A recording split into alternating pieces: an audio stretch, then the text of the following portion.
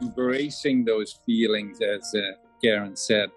Like even when we do our practice, it doesn't mean we don't get to feel uncomfortable feelings, but we have a better way of going like, oh, this must be one of my old creations wanting to come home. The effects of earlier choices that want to come home and want to be owned. Oh, I love and that. Don't want to be resisted or given away or pushed. Oh no, I've let go of that. I don't think so. Yeah. It's usually that people have pushed something away. But if we feel an uncomfortable feeling and we then, instead of closing the heart, open to the breath and try to open that heart and to fully feel that feeling. You got to accentuate the positive. Wow, I feel good. A little bit of feel good goes a long way. You're listening to Karen Swain, teacher of deliberate creation, accentuating the positive, showing you a way to a better life. Accentuating the positive, it's not just fad, it's sanity. Who in their right mind would accentuate anything else? If you feel like that's what you want to do. Hello and welcome to another show, Accentuating the Positive with Karen Swain. Always a blessing to be with you all. Well, look who's online with me again today, the beautiful Robyn Collins, who I spoke to in 2017. We caught up. Robyn and I met years ago. I don't know, 20 years ago, honey? 20? Easily. A while ago when we were both younger and doing spiritual energy healing courses and having spiritual awakenings. And we caught up for the show in 2017 to hear Robyn's story and her awakening story and how she got into the work that she's doing today, and the tragedies that caused that with many of us that awaken. It's always, not always, often it's tragedy that pushes us onto our spiritual path. Welcome to the show. Hi Karen. Thank you for having me back. And Robyn has changed her name again from Robyn to Shantari. I think you were Shantari when I first met you, and then you changed your name back to Robyn, and we're back to Shantari. And please remember, if you're liking the shows, to press that subscribe button, send me a comment, let me know what you think. But Robyn's got someone that you'd like to introduce us to, that you're doing some work with. Do you want to introduce Ori? I do. Yes, a very, very, very deep, close friend of my heart. I'm sure we have been partners in crime in many lives, and we've returned together. So I'd like to introduce my dear friend Oriana Lightning from currently from Bali. Hello there. Hey, Robyn. Hey, Karen. Thank you for inviting me on this show. Hello, Ori. Thank you. So Ori is in Bali at the moment, and Robyn. And where are you? You're in New South Wales. I'm on the Central Coast, on New the South Central Wales, Coast at the moment. Yes. So let me tell you a little bit about. I actually haven't met Ori before. I know nothing about him, so we're going to hear about him today and what Robyn and Ori have been up to, and what you've been up to since we last spoke in 2017. I think a lot has happened. Mm-hmm. But it says here that, of course, Robyn is a spiritual teacher, and she's got a few books out, Return to Soul, and does meditations and all sorts of things. We'll talk about that later. But Ori is Ori receiver, custodian, and attunement oracle for the Shanti Cristo sound symbol, Aramaic sound code activations. It's a mouthful, but we're going to hear about what that's about. But you started because at the height of his material and professional and artistic achievement, a dark night of the soul announced itself that lasted 3 years. Everything closed down and went back. Even your singing voice was taken away and you couldn't sing. And in the depths of despair, you looked out and called on a God you didn't believe in at the time, asking, if this is it, I don't want to take everything there. Has to be another way. So, yeah, I'm fascinated to hear about your journey and what you're up to now. And Shantari and Ori are both way of master pathway teachers, sharing their own unique gifts received from their separate pilgrimages to Israel in 2004 and 2016. So we might start with Ori, because I don't know much about Ori. That's okay. Shantari, Sure. I'd love to hear more about your journey. what happened during your dark night of the soul? Well, it went dark. So everything inside me closed up. I couldn't receive anything. Singing voice was gone. I was a professional tattooer and had been for 30 years or so. I knew to ask inside. And, so I looked up, asked what I asked, and it was heard. But then I started to realize I needed help.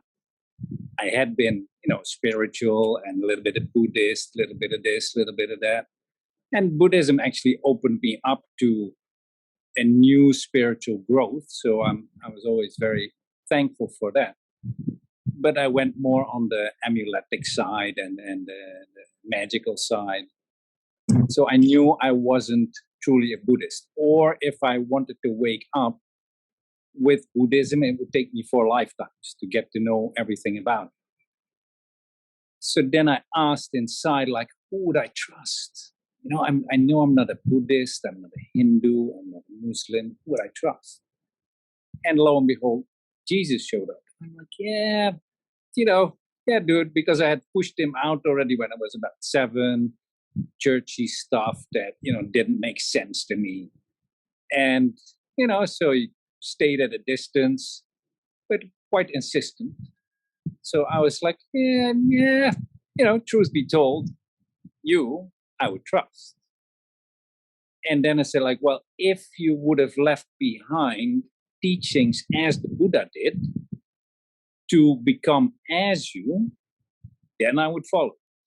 Then I would do. To my awareness, those weren't around. I hadn't found them in the Bible, which I actually didn't really read. And, so he smiled and, left it at that. And then a few weeks later, somebody gave me a book. I don't know why, but I have to give you this book. Okay, so I took the book and I wanted to read in it, but I couldn't. Like the letters on the page would dance. I couldn't read a whole sentence out of it. So, and that lasted for about 3 years, this dark night. And the dark night of the soul from one day to the other stopped. I woke up one morning and I could have swore it was exactly 3 years, but I have no way of knowing that. And then I went like, oh, something had lifted. The darkness, the heaviness. Like, oh, I think I'm done. And then I started to read in the book. And I read on the first page, this is a required course. The only freedom that you have is when you take it, not if you take it. And that you have freedom to choose doesn't mean you get to set the curriculum for your homecoming. Signed, J. So this was Course in Miracles. So I'm like I knew that was what I'd asked. I knew that's what I said I would follow if it were around. So then, I had to follow. But reading the whole text, which is quite thick, voluminous, wasn't going to work for me. So I started on the year thing.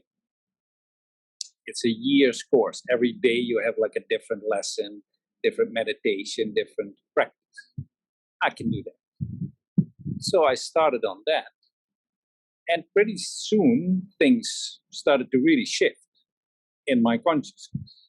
I would look out on whatever was occurring in front of me and my thoughts connected to it. And if I would do the meditation, people would just shift. They would start talking in a different way. They looked a different way. I'm like, okay, this is good stuff. It's not just a philosophy that I'm reading. It's an active something. Being who I am, I went through it, and then I was in connection with this being, Jesus. But I'm like, okay, well, that's nice, dude, and I like all these little things. But if you are who you say you are, and this is called a Course in Miracles, I want freaking miracles. I want the real thing. the real McCoy, which he supplied. And so one day, I was going to my girlfriend at the time. She was in Koh Tao, a small island in Thailand. I was in Koh Tao, she was in Koh Phangan. She was doing this month-long retreat. So I got to visit her on the Sunday when they had a day off. I didn't take my book because it was thick, and I like to travel light. So I just, shirt, pants, on the boat to Koh Phangan. And my lesson for that day was, God is my refuge and my security. God is my refuge and security. It's my refuge and security. So it looped itself in my mind, and it went through my body. The whole thing was constant. I wasn't speaking with anyone. I was just looking out on the boat and walking towards the place where my girlfriend was. And it was just going on. So I was going to take her to a waterfall. So there's a river on the island. I take her there. We go in. I give some tobacco to the forest spirits, some alcohol, and asking blessings, stepping into the river, blessing the sides and where the water's coming from, where it's going to, and start to walk up. And I'm barefoot. I've been walking barefoot for about 15 years now. I'm walking. And all of a sudden, there's a big rock. I start to climb the rock. And so my feet are about 2 meters high. I'm climbing this rock. All of a sudden, I can't go left, can't go right, can't go up, and I can't go back because I can't see. So I'm like, wow, this is not so good. If, what am I going to do? My hands are going to get tired. My feet are going to get tired. I might fall and, break my leg or at least, hurt myself. So I'm standing there with no way of knowing what to do. And then this voice comes in.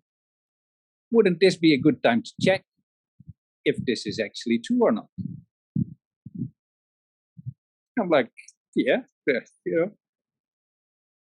So that mantra starts to come again. God is my refuge and my security. God is my refuge and my security. And all of a sudden, I just push off the rock. Boom. I land, piece of bamboo, straight under my feet. Boom.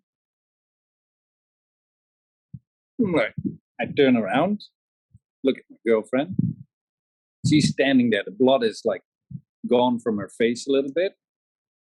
I go oh, that went okay. And I start to climb the rock again because, I don't know, I just started to climb it again in my enthusiasm. Now my feet are 3 meters in the air. The same thing happens. I'm like, ooh, this is kind of pushing it. But again, there's nothing I can do. There's no way where I can go. So I relax and I'm like, oh shit, I'm sort of afraid to ask again for another miracle. But, my only choice. So I'm breathing, the mantra comes on and on. God is my refuge and my security. God is my refuge and my security. So I push off, and this time I land either on the same or on a piece of bamboo anyways. I scratch my leg a little bit, sort of hey, don't ask again. And I look my girlfriend in the eyes, and now she's the blood is drained from her whole being. She's eyes are like this. And I'm like, maybe we better go around. And then we're walking, but then I realize, wait a minute. what just happened? Because I landed, I opened my eyes, and I looked her in the eye. You know, the jumping off and the by accident landing on a piece of bamboo, it's quite miraculous, but, you know, my mind could make it out to be possible. But this wasn't possible because I'm pushing off, I'm with my back towards my girlfriend, and I open my eyes and she's in front of me. So I asked her, and she hadn't spoken the whole time. So I asked, it's like, well, what did you actually see? What just occurred? She's like, well, you pushed off, time stood still, went just like, and then you just very slowly been taken back and then gently turned around mid-air and just lowered onto that piece of bamboo. Then you opened your eyes and said, maybe we better go around it. That was the thing that really got my attention, and you know, I knew that she was there as a witness. Otherwise, my mind would have made up some stuff that it didn't happen, or it's just a, you know, just a thing. And that really, really, really solidified my trust in Yeshua, in Jesus. I still knew him as Jesus. And that, yeah, a little bit later, after I finished that year, I jumped into the Way of Mastery, which is a 3-year course, pathway to enlightenment by that same Jesus that now was known as Yeshua, his more original name. 6 months in, he gave me this, my singing voice came back. That had been gone for 3 years. And then he gifted me a chant for the Aramaic Lord's Prayer, which I had started to learn. People in the ashram were speaking it. And once I heard it, I was like, I have to know it. I want to speak that. I want to know everything about it. So once I had learned to speak it, I was actually in Indonesia here. I was in Sulawesi. We were building a pirate boat with some friends. And I was meditating. My friend pointed me towards a place. So I sat, meditated, breathed, chanted Abun, the first word of the Lord's Prayer, which is a really, really good practice, by the way. And but then this thought came in, same voice. What if I could chant the whole thing? So I took a breath, opened my mouth, and then the whole prayer came out, like sentence by sentence, forming itself into the melody, into the rhythms, into the octaves, that I was just like looking at it, like, wow. And after that, I could never forget how it came out. It just was there. And I started to chant it everywhere. In the ashram, for the Way of Mastery, and on a weekly gathering where you could share something if you had something nice come through. It's like, oh, maybe I have something. So I asked everybody to close their eyes, breathe. So I chanted the Lord's Prayer in that way. Completed, breathe, opened my eyes, people streaming tears down their eyes, and the channel for it was like bowing down. Everyone was like, okay. So I practiced with that for years, every day. And if I was doing sessions with people, I would do radical inquiry sessions, which is a modality from the pathway. I would do all kinds of sessions, but first I would chant, hold their hands, and chant this alignment technology prayer for them, with them.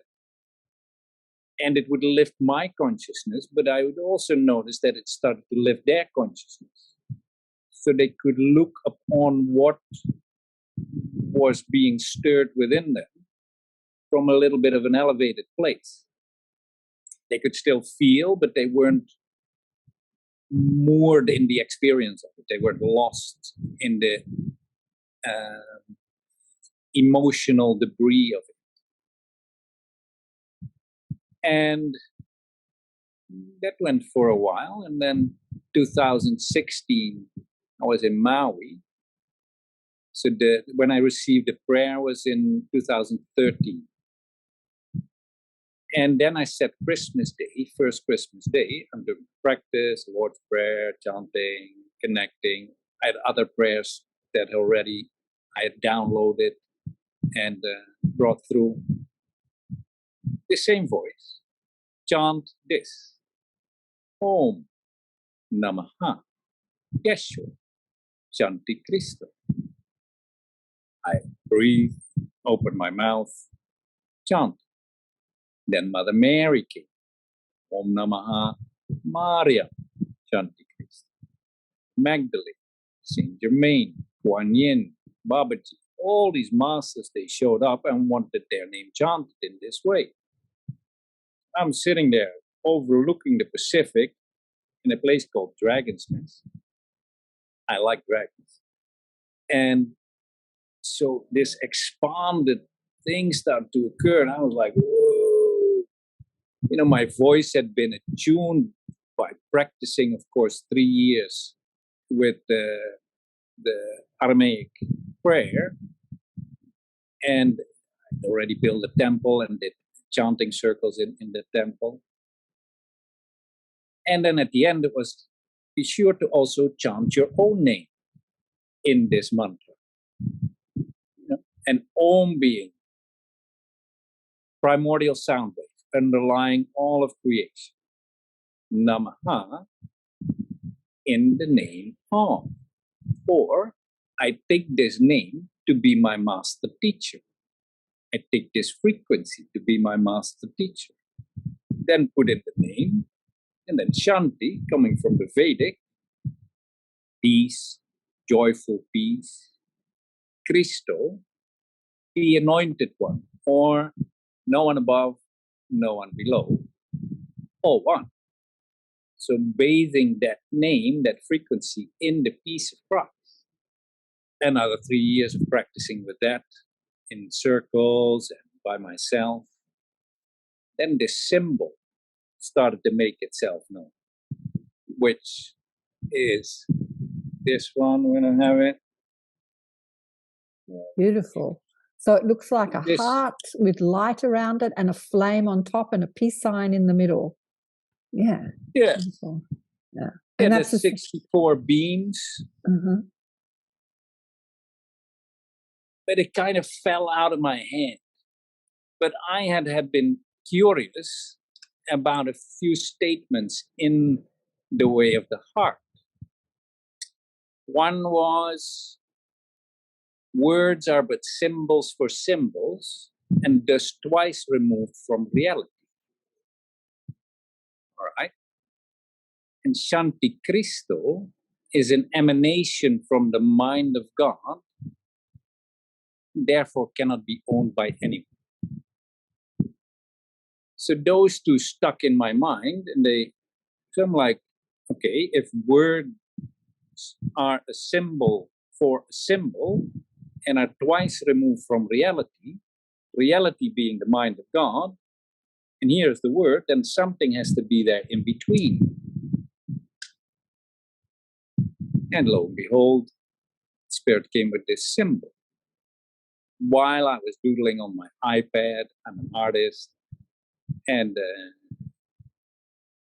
drawing programs, and this just came in the same way, in the same feeling, as that voice spoke to me, as those other things occurred. So when I go like, wow, that's really a nice symbol. I love symbols. And really nice. Good. And then Spirit came in and like, well, Maybe you want to look again. How many beams of the sun are there? 64. What else is 64? I Ching, gene keys. So what is the flame? So the heart is like one point, and then it starts to do the journey of separation. And then it becomes so unbearable that it starts to bend back towards itself. Then it falls into that peace sign. And then upstairs, there's this little flame. There's the Buddhist meditation. And then the eternal flame of the awakened heart. Even around that peace sign, there's like 13, it's like two cobras for the Kundalini traditions. There's 8 arrows in those beams for the shamanic traditions. So there's a lot in it. And already the Shanti and the Cristo bringing together the Vedic and the Abrahamic traditions, which are the 2 main traditions on earth now. I'm like, okay. So then these amulets, wanted to be born. And I had a big journey with the spiritual candy store. I had already started to do the Aramaic stuff. As you can see here. Yeah, because I saw all these beautiful implements from other traditions, from the Tibetan tradition, from Hindu, but in this tradition there wasn't much. So like I want these Aramaic encodements in jewelry. And because they weren't really around, I'll have to make it myself. And another 3 years passed by. And last year, it started to activate more. I made a journey to Costa Rica. I was asked to place one of the amulets in the Atlantean side, in the Atlantic side, and one in the Lemurian, in the Pacific side. And sequences started to come through on how to be with this, how to chant with this chant. But it first was like mind, heart, womb. So to activate those womb, heart, mind, heart, womb. So you would chant, for example, Om Namaha Yeshua with awareness in the mind space. Om Namaha Maria with awareness in the womb space. And then Om Namaha Ori, Anna, Shanti Cristo in the heart space. Or anybody. Om Namaha Karen, Shanti Cristo. Om Namaha Shantari, Shanti Cristo.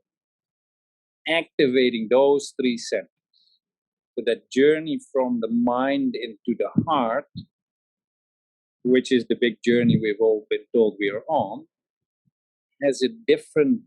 has another chapter that has opened up since 2015, I would say, with the coming of the Sophia Code and the feminine Christ solidified more and more into the earth. And that's the journey into the womb. So this mind and heart, once they're connected, then the seeds of light coming from that are dropped into the womb space. That is then also connected to the heart, and from there, these flowers and these fruits, this orchard of creation can start to spring forth and indeed create heaven on earth reality. And then there was like connecting the earth star, the solar center, the throat center, and the soul star. Surrounding ourselves with the Sophia dragons, the seraphim order, of dragons called, they like to be chanted as Sophia Naga in this sequence. And at the end of the year, he came through with greetings, beloved friends. It is with great joy that I come forth to bring the good tidings of the birth of a new symbol to represent the unified field of Christ, which I have chosen to call the Shanti Cristo sound symbol, which, rest assured, beloveds, will, in time, replace the elongated cross as the symbol for Christ consciousness in all of its manifestations. It comes with its own mantra given by me. Om Namaha Shanti Cristo. Comes on the rhythm, the breath of life. It comes with its all new alchemical mysteries. We are blessed as we bless all of creation. In the name of Shanti Cristo, the peace of Christ, we are one.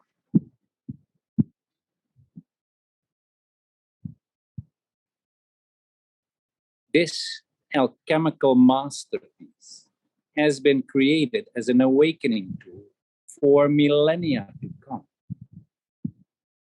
It will be emblazoned in the hearts, minds, and wombs of the multitudes as the new emblem, energetic symbol for Christ consciousness, celebrating the second coming, that I am.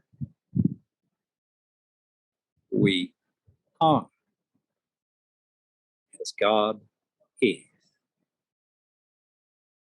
Amen. That, in short, is my journey. Wow. Amazing journey. Amazing journey. You know, I think that as we move into a more galactic society with so many wanderers and starseeds on the planet, the unification of religion and tradition has to happen, really. I mean, when I'm listening to you, you've got the Buddhist thing happening and the Hindu thing and the Aramaic and the Christian, and it's all coming into one sort of sound frequency and sigil, and it's like the unification of tradition and religion. I often think about how is that going to happen, because everyone's so divided with their God and their guru and their way. It's the right way and everybody else is wrong. And if we're all one extension of the source, you know, divided into this colorful variety that we have here on earth, it's all one song and we're just singing different verses, right? Indeed. That was beautiful. Thank you for sharing that. And Shantari, Robyn, Shantari. Okay, I've got to get used to Shantari again after calling you Robyn. How did you meet Ori? What was your journey with Ori? Oh gosh, I could just sit and listen to my brother all the time as well, just listening to his voices. Just, you know, there is just that resonance, that knowing. So Ori and I, as I'd mentioned earlier, have been on the pathway as pathway teachers, the way of mastery, and we just connected up online. And I was going to Bali in October last year to take a retreat over. Knowing that Ori was in Bali, I had organised to catch up. I had actually already been, when I found Ori, went and looked at his work and onto the website, and I was really excited and wanted to purchase my own amulet as well. There was just a knowing. So for me, since we spoke, of course, in 2017, my journey has taken a tumultuous, incredible continuation of mystical miraculous experiences. And for me, at the time that I was moving through my next stage of spiritual maturity, I guess you could say, when I spoke to you last, I had been to university and done 4 years at uni, and that's when I went back to Robyn Collins, back to the third dimensional world. And then when I saw Ori's work and I'd heard his story, it's like I had this just this knowing, because when I'd been in Israel on a spiritual pilgrimage myself in 2004, I had received a meditation practice called, I'd actually called it at the time primordial meditation, the primordial meditation practice, because it was about an inward, turning our attention inward into this deep embodiment of consciousness and returning through the multidimensional layers of consciousness to the primordial essence, the primordial being, point zero, nowhere, nothing, this ground of timeless abyss. It was primordial meditation, but it is working with the I am principles. Of course, the I am principles are very fluent throughout the spiritual, for years, thousands of years, from even receiving I am that I am that Moses received from the burning bush, the voice of the divine. And so for me, I'm getting this sense that, and this understanding that the primordial meditation I am principles was continuing to grow. I had been and had an EEG done and had the practice tested, quantitatively tested, so that I could make sure that when I'm in the deep meditative practice of this meditation, that showed that my brainwaves were moving as I was moving through the multidimensional layers myself with this practice, that my brainwaves were also moving into alpha and theta and then into gamma and then on the border of epsilon. So the meditation practice was actually showing through this measurement, this brainwave measurement, that the meditation was taking us into gamma, and the therapist said to me, if we would have stayed longer, we would have gone into this altered state. So I was really getting more and more curious and excited about primordial meditation. And then because I received that myself from Israel, then when I met Ori and we have this connection on the pathway, on the same lineage, the same tradition, there was just something in me that just knew we had to connect. I sat with Ori. We chanted. I had phenomenal, ridiculously, extraordinary, ridiculous experiences, which was just divine and fun and amazing. I don't know how many times I said to Ori that he's a freak of nature. But it was just so cool, right? And then what happened, of course, when Ori said, we were chanting all the names and doing the whole activation. And when he said, is there another name? Is there another name you want to chant in? And I went, yeah, Shantari, because I'd stopped using my spirit, that name that was so Shantari was this beautiful, incredible light being that came to me in the 90s. And she said to me, I am your higher self. My name is Shantari. And to use my name, use my name as the vibrational frequency for what you share upon Earth. So I did that, in the late 90s and early 2000s. And of course, then I shifted, went back to Robyn. And then I chanted this Shantari with Ori, and this oh my God, I just had this literally, this rebirthing, this overwhelming downpouring of this presence, this beautiful being of light, here again. And then I just knew I was also noticing I had been out of a relationship for 3 years, and there was so much of myself still fragmented. And I was in healing. I was pulling back all the fragmented parts of myself back into wholeness. And doing this chant with Ori was like, that was it. It was, I'm all returned. Every aspect, every fragmented part of myself that had been doing the human work still was returned to wholeness. It was a felt experience. It wasn't just something that we talk about or read about. Was this full sense of embodiment. And so with that, I in an instant also got, right, I've returned back into wholeness. I've also returned back to the path of Christ consciousness. I had also just kind of moved aside for a while, doing uni. And so it was sort of like I was returning into wholeness, and I was returning back to the lineage, to the tradition, and to the pathway of Christ consciousness. Same thing as with Ori, didn't want to have anything to do with God. I also didn't want to have anything to do with Yeshua. And he turned up to me in 1998 and I rebelliously said, go away, don't want to have anything to do with you. And it was like, so now it was, for me, this was not the second coming, this was the third coming. Here he is again, He came to me in 1998, then again in Israel in 2004. And it's like, here we go again. He's back, the third coming. Here he is again. And I was just totally surrendered and truly honoured to be able to just get that sense. And I knew then that he's came back. Well, he's always been here. It's not like I removed myself away from that, but he was fully present with this activation and this connection and transmission with Ori. It was like, yes, when two or more come together in my name, there I am. And that was the sense, the deep sense. And the knowing, sorry, not just sense, it was a knowing.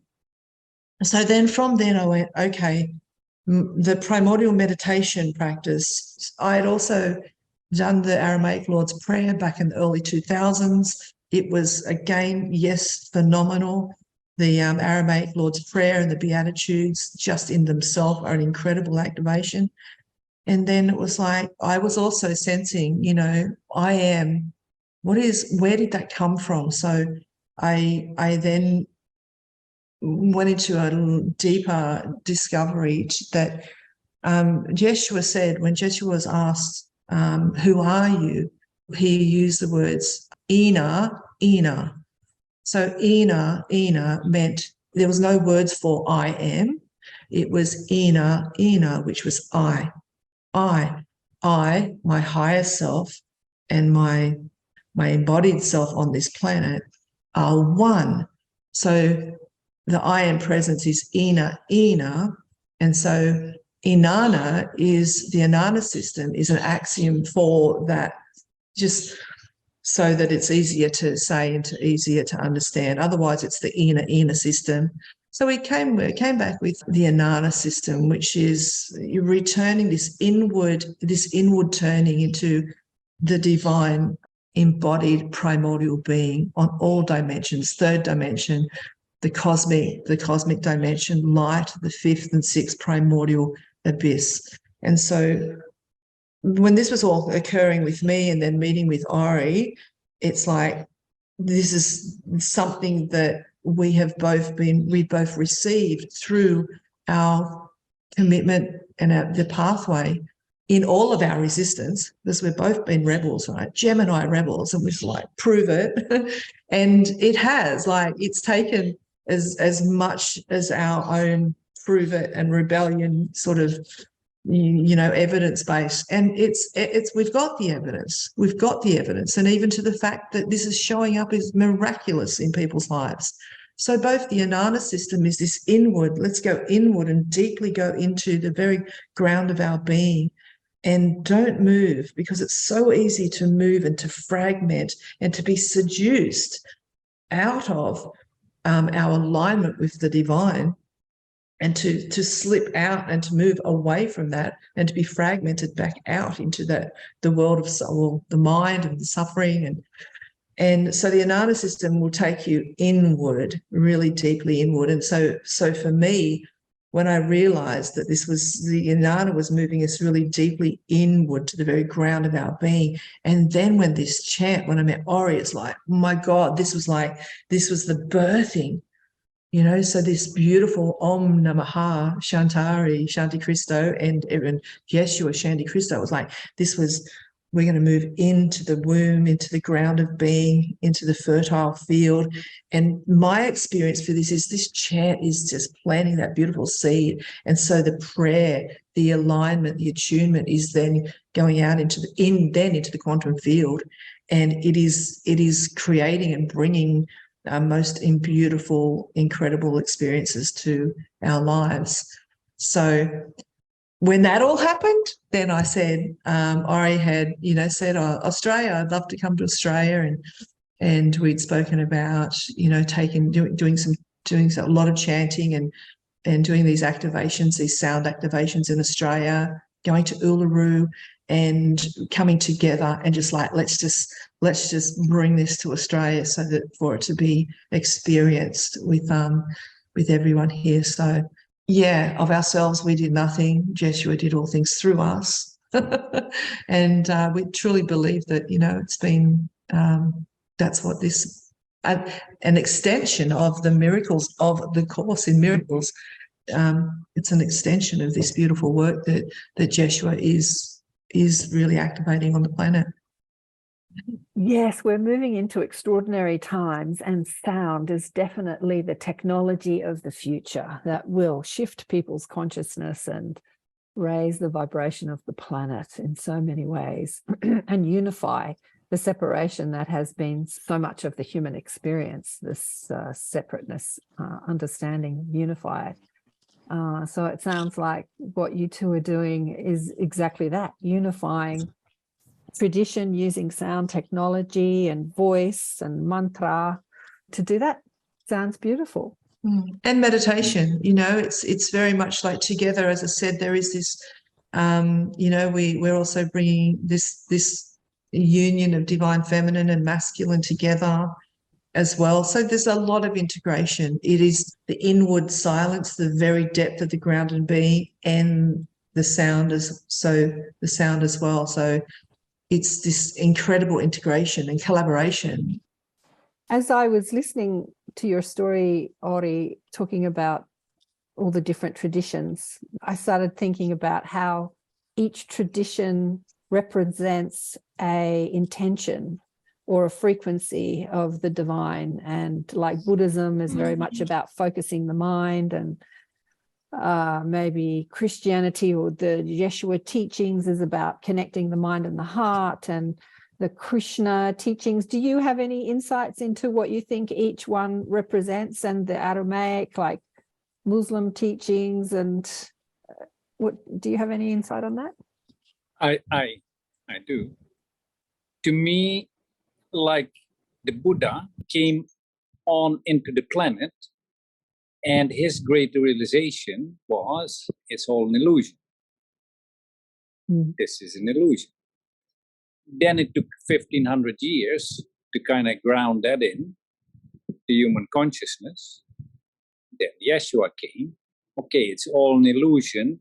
And now from this illusion, I realize the source of reality, which is love.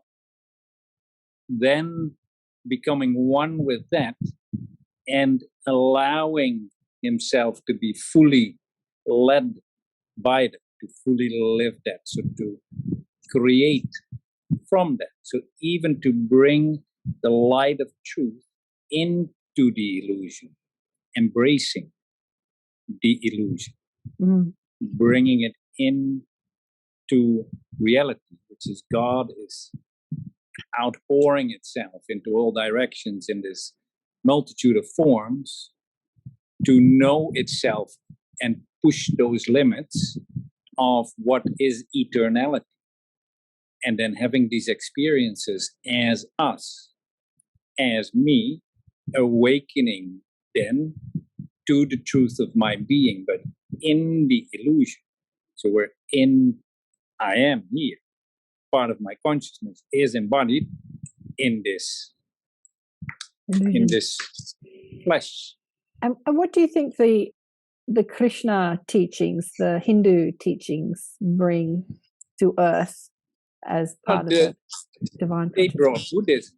Buddhism is the 9th incarnation of the Hindu belief system, as I understand it. So they prepared the way for the Buddha to come. You know, the Egyptians and then the Semitic, the Jewish faith predicted and brought forth Yeshua. So they're like the pinnacles of these traditions. And then to stay more on the Semitic side of things. So, and this is my insight. Is it true? Who knows? I don't know. This is my feeling.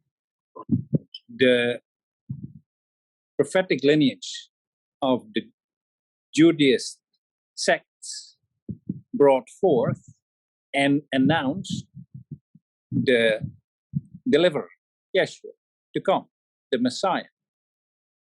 Then they recognized him as such, but the monastic tradition, the priests and the caste from that time, they thought he was too threatening. So, we all know the story. They colluded with the Romans to have him crucified. So that was quite a thing. But Yeshua had made his journey all across the ancient world, into France, into England, with the Druids, with all these traditions in Egypt.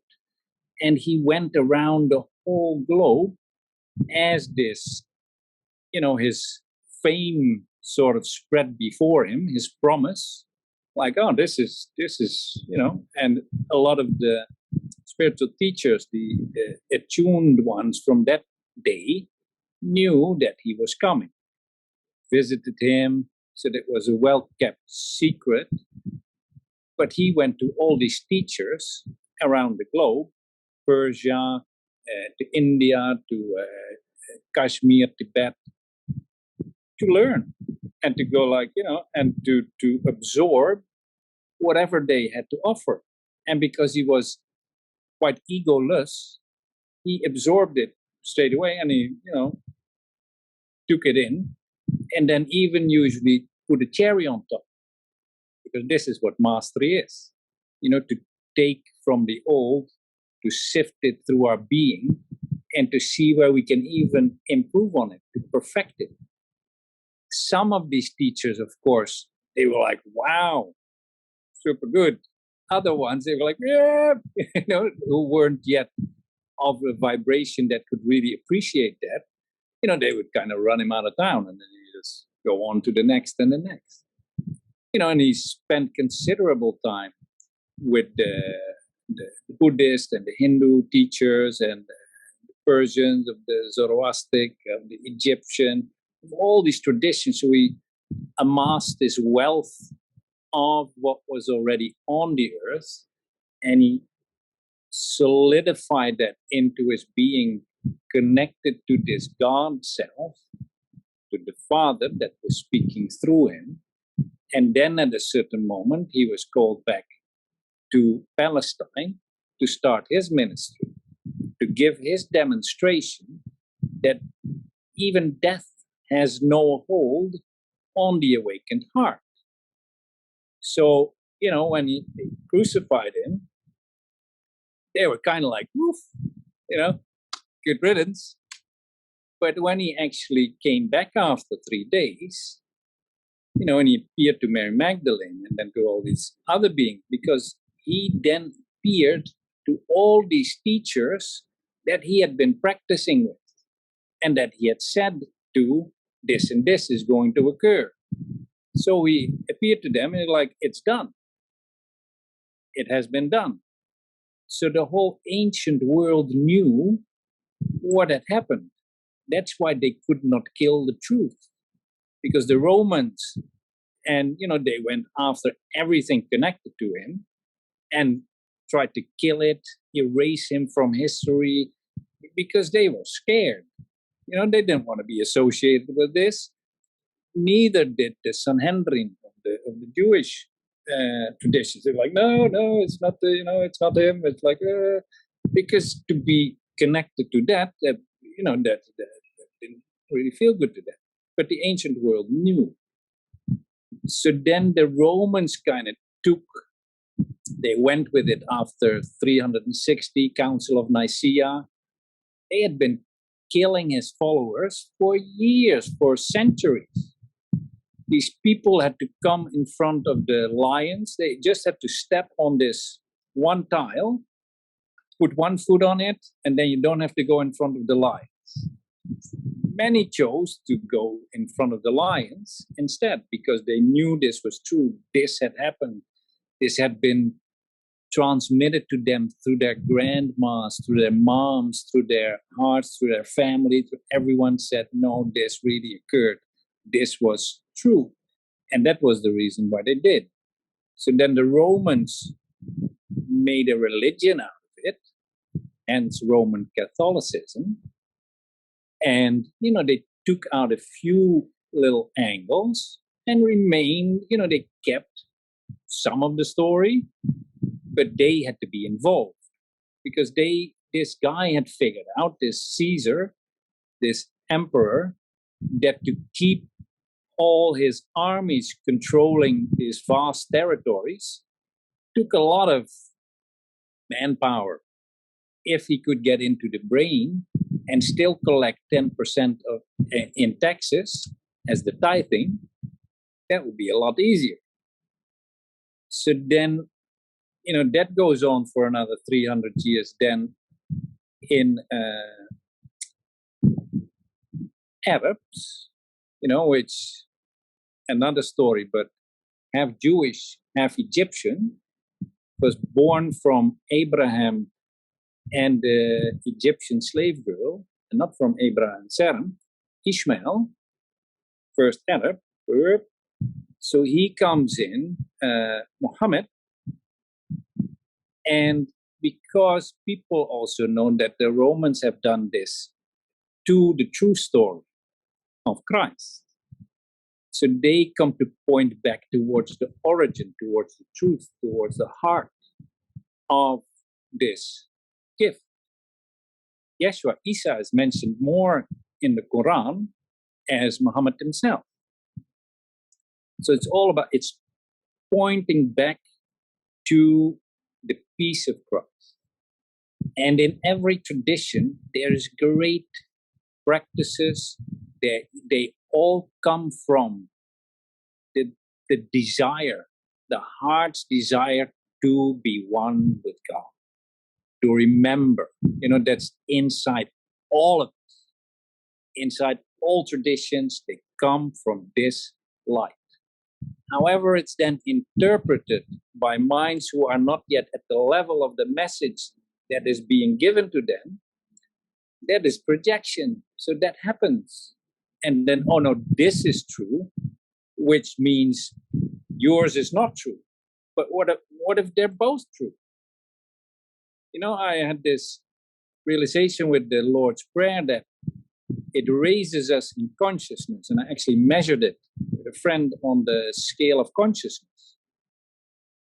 And I said, well, let's measure what it does if I chant the Lord's Prayer. And it raises the consciousness with 225 points. Normally, one life raises us by 5 to 10 points if we don't do any deep spiritual work. And then at the last 3 amens, because there's 3 amens in the version that I do, again 35 points. So that's 255 points. That's a quarter of the scale. The next day, I see this thing on, I think, Facebook or Google or whatever, this saint, this Muslim saint, saying in the year 1000, pray as Isa did, pray as Jesus did. And then something clicked in me like, of course, praying 5 times a day, because it lifted us in consciousness for 255 points, and it lasted about 3 hours, 3 to 3.5 hours. It doesn't, it's not like a one-off thing. Oh, now you're enlightened. No, it's a practice to raise your vibration, to realign to the truth of our being. If you do that 5 times a day, and it lasts 3 hours, now that started to make sense to me. Like, oh, because then you just do a night practice as well. You hand it over to the Holy Spirit. In the morning, you awake again and you start to activate yourself with that prayer again, after a certain period, things that are unlike that light have to start to fall away, because there's no room for them to live, because certain things just don't abide at that frequency. They're not a vibrational match to you. Exactly. Mm-hmm. So then I started to practice, I think it was last year. On Easter Day, I got this hit, like, okay, start tomorrow. Just go on Facebook 5 times a day and do this. See who follows. So I did, and we did it for 21 days, which is, what they say, like if you do something for 21 days, it has a possibility that it sticks. And then I started to count, like, okay, 21 days, how many times is that? It's 105. And you're like, well, then I want 108. So 22nd days added, which is again, 21 is more Yeshua, 22 is more Magdalene. Magdalene's feast day, 22nd. So on the 22nd day, we would do 3. Very, very good practice. Super strong. So all the beautiful things of each tradition combined, then you have something going. So if we look towards what we have in common rather than what would separate us, a name, Allah. Allah is Aramaic word for God. God, Heavenly Father, Divine Mother. It's about a name which has no name, that people quarrel about. Mm-hmm.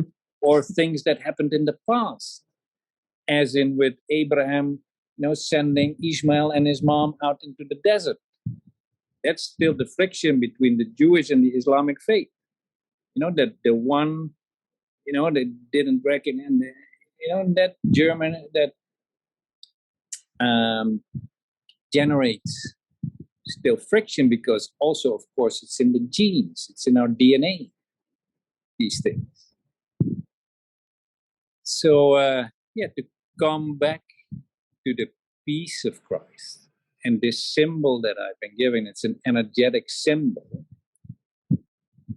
From its center, it beams out, it emanates the peace of Christ. So the peace that passeth all understanding.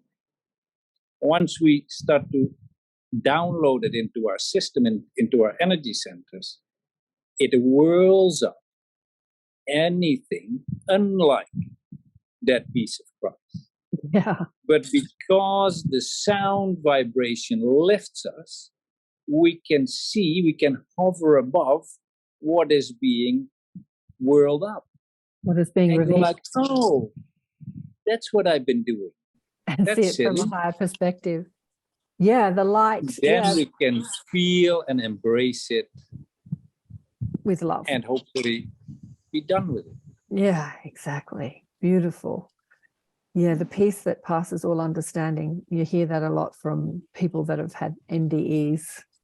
They say, there's a love and a peace that they experience that passes all understanding. And because we're marinating in fear here in this third density, this practice of returning to love is something that we need to do constantly, whether we do it through mantra or meditation or changing your stressful thoughts or challenging your stressful thoughts. There's so many ways in which to return to love, but it is necessary to keep practicing. You can't just do it once or have a spiritually awakened, like have an NDE or a spiritually awakened experience and expect to be happy all the time or enlightened all the time. It does take practice. Yeah. An awakening can bring us this beam of light that lasts perhaps for a few months even. Mm-hmm. But those are times when we think we are done. Yeah. I've had them.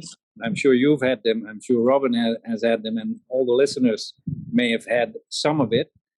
But that is the time to start a good practice, or a good something that keeps you at that frequency.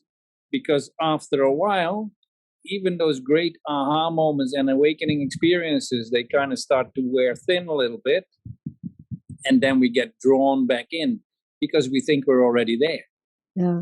And that's when people go like, oh. I think it's unrealistic to think that you're going to stay at a certain frequency your whole human life, because I think our human life is about experience the diversity of frequency.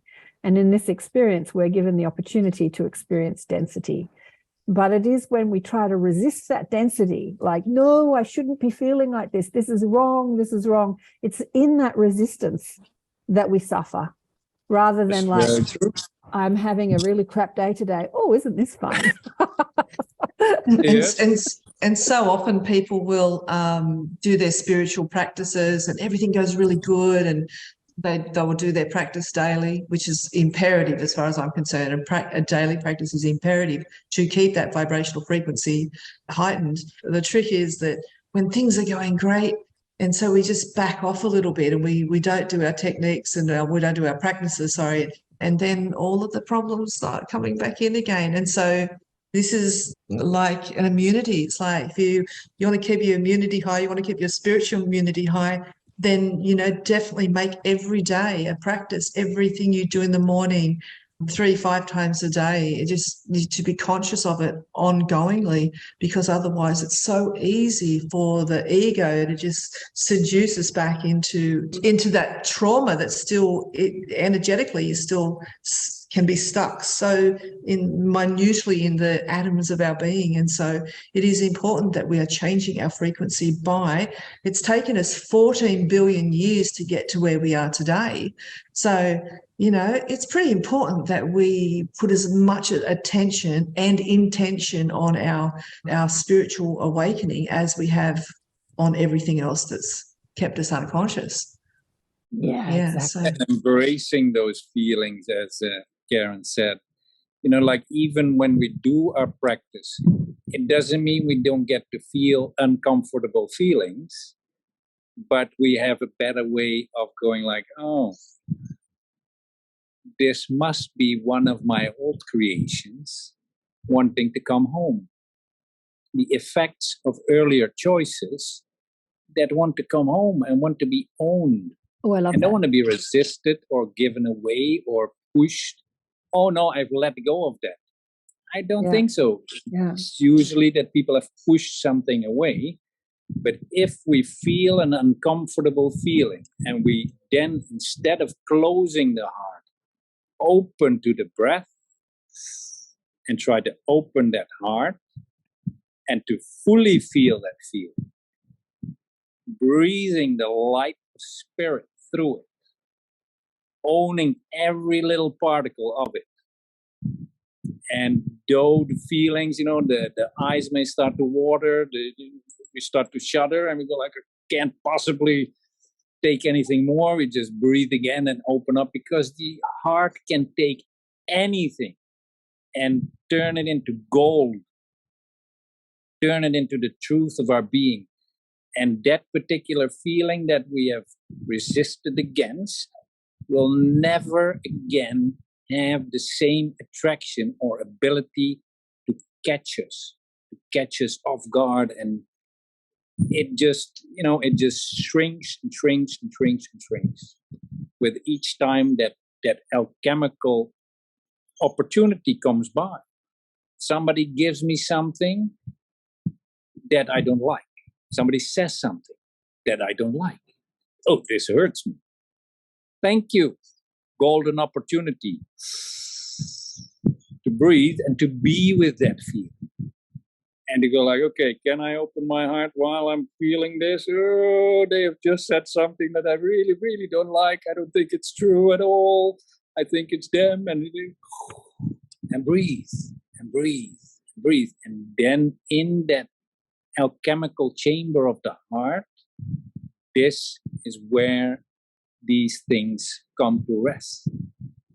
They get dissolved. Our attachment to certain things, patterns, beliefs get dissolved. The beliefs or the patterns, they're just separation or awakening tools. If that separation device is still useful for somebody else, I'm not here to dissolve that. I'm to dissolve my attachment to them. And once, that is done, this is Yeshua's teachings. Seek ye first the kingdom, and all else will be added unto you.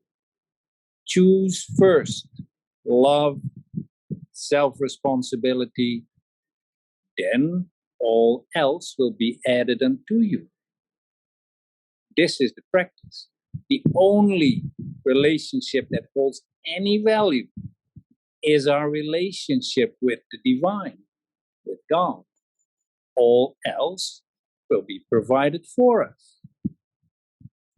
It's these simple things, that we can't point outwards. We have created our experience of the outward because it's all neutral. If I'm looking out and there's a boat crossing and I once had an accident on a boat, I'm going to react differently to a boat passing by than you. Doesn't mean that my perception of it is correct. It's just like, oh, yeah, I have a little something with the boat. If I can breathe into that experience, like, oh, wow, yeah, that was scary. That really didn't feel good. I almost died. Oh, my God. When I can truly embrace that, that's where the magic happens. Yeah, embracing it. I want to repeat what you said. When you're having a negative feeling, negative experience, you can say, oh, this is just one of my old patterns wanting to come home. Is that what you said? I loved that. This is one of my old pattern.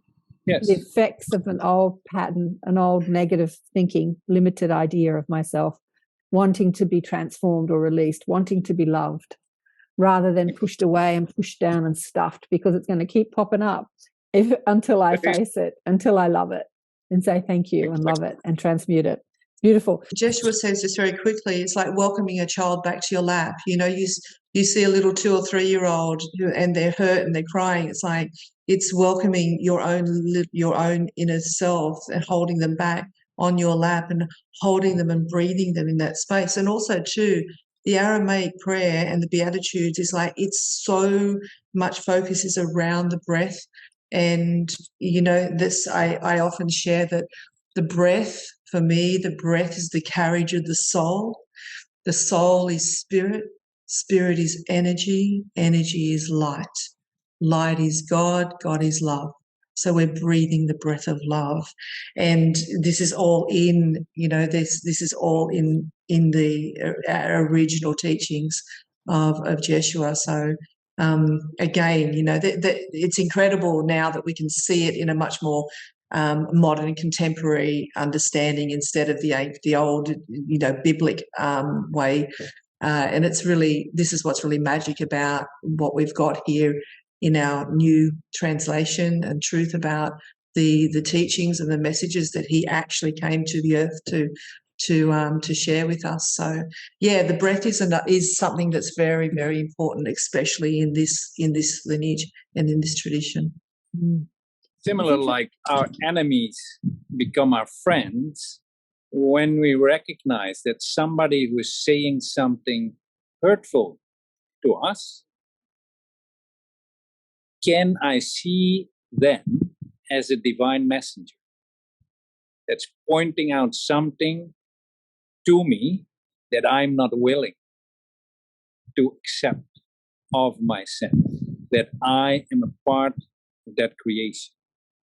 Because in truth, I am responsible for the whole of creation. Because as one, have we decided and asked ourselves, how would it be to have our own kingdom? Our own king or kingdom? Kingdom. Kingdom. Mm-hmm. This is what we wanted. So this is where the journey of separation began, as one. So if I travel all the way back to that one, I must assume responsibility for all of it. So nothing is strange to me, even though I can see hurtful behavior and I can go like, no, I want to condemn this person for doing it. Mm-hmm. I still have to look inside. Why am I stirred? Yeah. Have I ever engaged in anything like this? Yeah, exactly. Throughout my incarnation. Throughout your incarnations. The answer will always be yes. Yes. The answer Always. will always be yes. Mm. Then I can forgive myself for having acted from this. And from this moment forth, I choose to teach only love. So I disengage from that particular frequency, that act. But I also don't condemn another, because that's adding to the problem. If I judge, condemn anything or anyone, I put myself in the condemned box. If I judge, I am not free. Which doesn't mean I have to condone hurtful behavior. If I see somebody who wants to slap a child and I have the possibility to put my arm in front of it and then look at the person like, yeah, not today, and just walk on. That is a holy instance where if I'm called to act, I will act. But protesting about anything and condemning governments, condemning, whatever it is. Of course, there are things that are children of the fear-based thinking mind, creations of the fear-based thinking mind. They are not love, not loving expressions, but within them they hold the cry for love. Within the darkest of the dark, there is light. If I choose to see that light and grow that light within myself, that other one has an opportunity to come home and to start its journey on the way to embodying love on a more consistent basis. Beautifully said. Absolutely beautifully said. It's interesting that the two of you both said that you rejected Yeshua, Jesus, before he came to you. It was the same with me. That was my story as well. And I always knew that the being of Jesus was a highly, from a higher civilization that had come to Earth to teach humans, like an alien, if you like. And then that was confirmed in the book, the Thayuba prophecy. It was interesting that you said that, the Romans tried their hardest to stop this story, and yet the story persisted. And so they took the story and they made the story into their own story, to their own means to an end. Yeah, but the story persisted, and the story persists today, and it is that connection of the mind and the heart. Yeah, to think, but to think through an open heart rather than to be in criticism and judgment and separation and fear. So, the story continues 2,000 years on. Thank you so much, both of you, for the work that you do in the world and for coming on to share a little bit of yourselves today and what you're doing, and have fun. When do you come out to Australia, Ori? I come again in about 2 weeks. In 2 weeks.